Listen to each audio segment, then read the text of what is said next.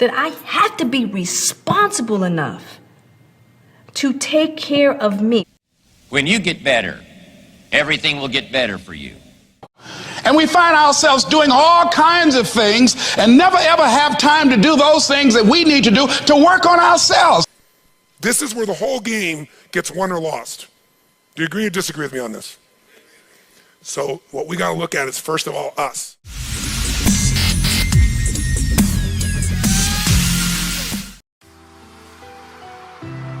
Work harder on yourself than you do on your job.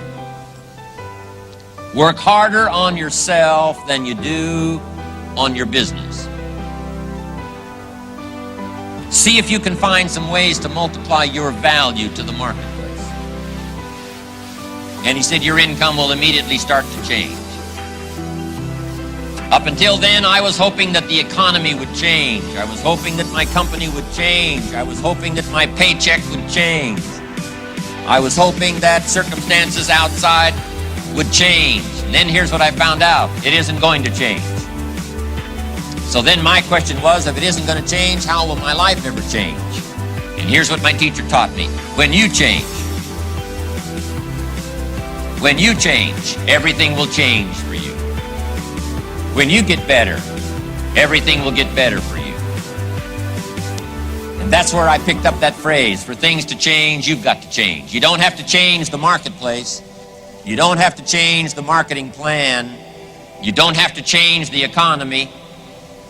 You don't have to change countries. You don't have to change circumstances out there. All you've got to do is look within and see if you can change yourself for the better. And as you change, things will start to change for you. One of the things I have realized, and many of us have, that if you want something out of life, if you want to change yourself, if you want to acquire something, if there's some goal that you want to reach, that is really not easy as some people will make us feel. That living your dream, changing your behaviors, overcoming negative habits, it's challenging. It's hard. That living alone is just very difficult. And once we begin to come to grips with the fact that living is difficult, life is very challenging. I heard a song once by a guy named Dimples called, "If it ain't one thing, it's another." I say to you, if it ain't one thing, it's 12 others. Always something. You will never ever have a problem-free moment in life. Somebody said, and I like this, that you either in a problem or just left one or headed toward one. Anybody found that to be so? Raise your hand if you know what I'm talking about. I mean, there's always something. So how do we begin to nurture that hunger? What are the characteristics or the qualities of people that are hungry? What will it take for me to get some of the things that I want? And being hungry for those things, number one, you've got to work on yourself. It's very important that you engage in an ongoing process to develop you. Spend more time on yourself than what you've been spending. It's very important. You owe that to yourself. I was reading a book by Og Mandino called The University of Success. Read one line, gave me a chill. I didn't have to read anything else in the book. He said, many of us never realize our greatness because we become sidetracked by secondary activity. We spread ourselves too thin, don't know how to say no.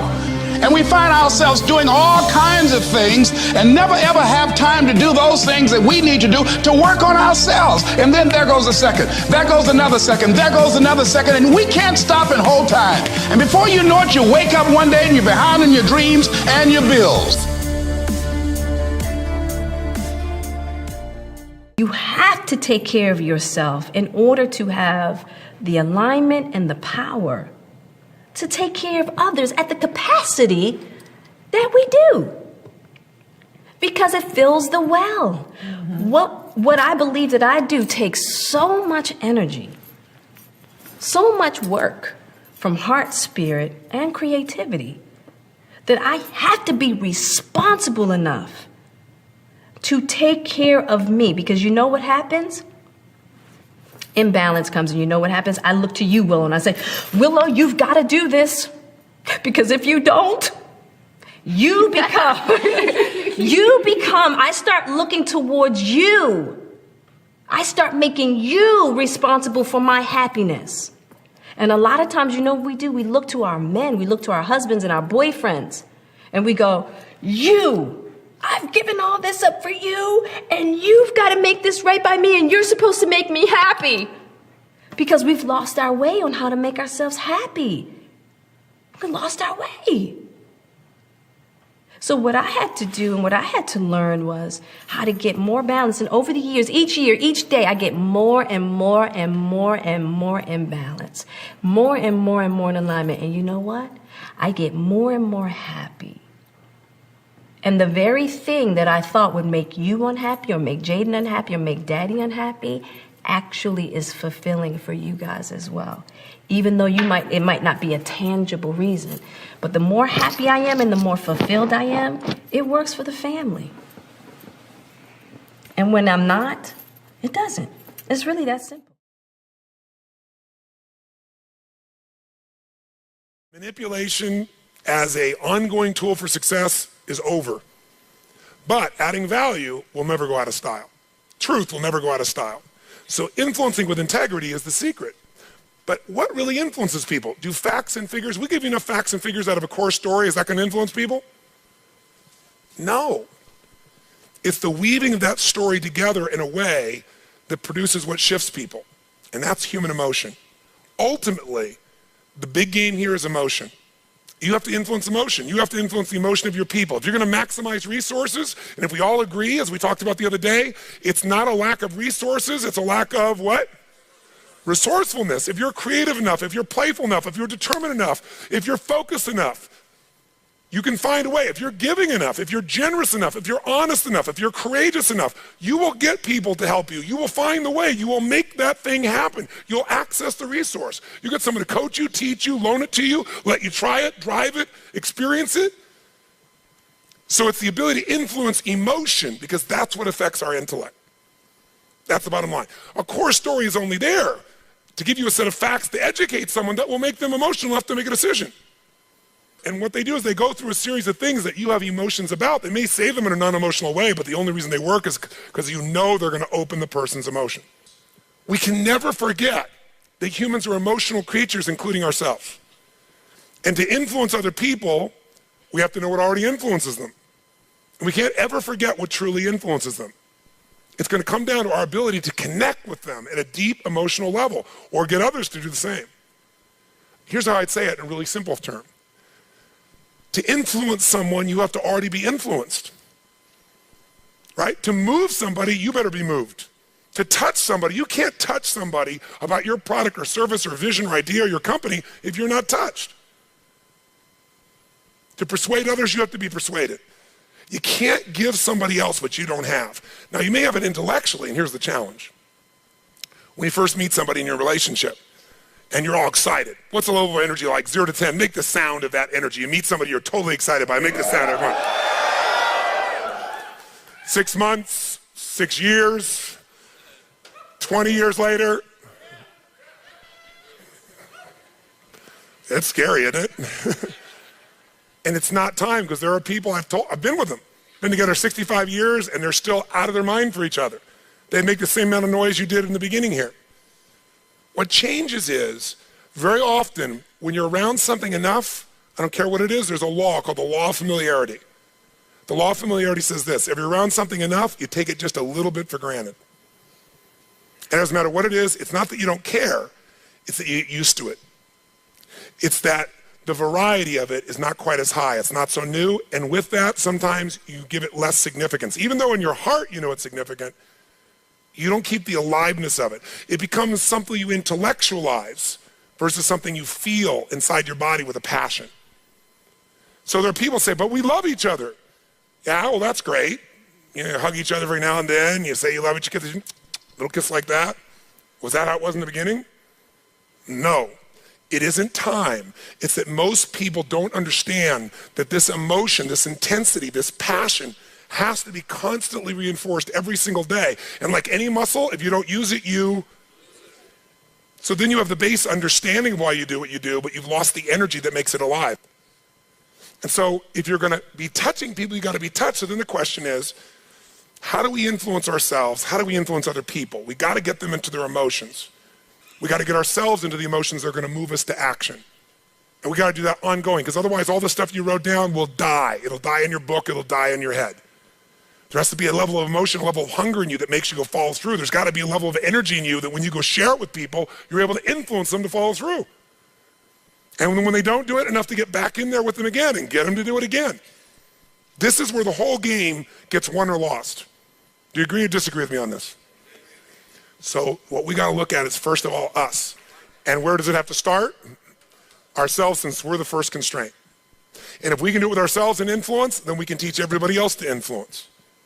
We've said business is innovation and marketing. You have to influence people to innovate, because they're not going to just do it because they're used to what works and it's easier and they know it. Innovation means massive what?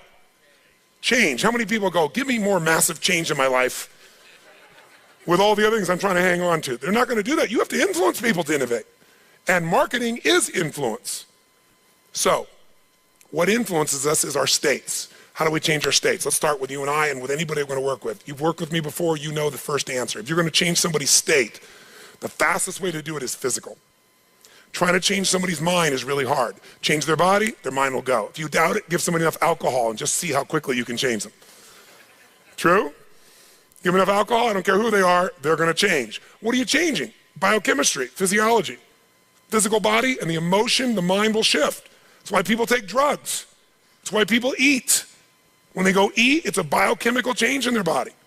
So, but we can do this through movement. We can do this through change. So if you want to be the leader and you're going to be affected, first thing I'd say to all of you going home, so you don't feel overwhelmed, is you need to develop an ongoing discipline, because we are our rituals. And I mean a physical one. If you want to say, well, why is my life the way it is today? Look at your rituals. Whether you call them rituals or not, you have them. Most of you get up and you have a set of rituals. You go straight to email, or you go straight and work out, or you go have your breakfast, or you hit the snooze alarm at least 3 times. It's your ritual. Who knows what I'm talking about here? And if you want to know what somebody's like, you can see their rituals. You can look at anybody's body in this room, if you had them take their clothes off, and you know some of their rituals or lack thereof. Is it true? If every day you get up and your ritual is you go to Starbucks and order a smoke boca, whatever those things are that you have, right? And a big muffin and whatever it is, right? And that's what you do every day. It's not hard to figure out what you're going to be like by 10:30 in the morning. You're going to be looking for your next coffee, your next whatever, because we want to stimulate your adrenal glands like crazy, and they're going to drop predictably. And we know what your stress level is going to be like. We know when your energy is going to go and fade. It's predictable because of your rituals. If you eat a certain way, you can predict that person's going to be fat and tired. You eat a different way, you know. If a person eats and they exercise a certain way, you know what their body's going to be like. Who here works out 5 days a week, never misses? It's just your life. Let me see your hands.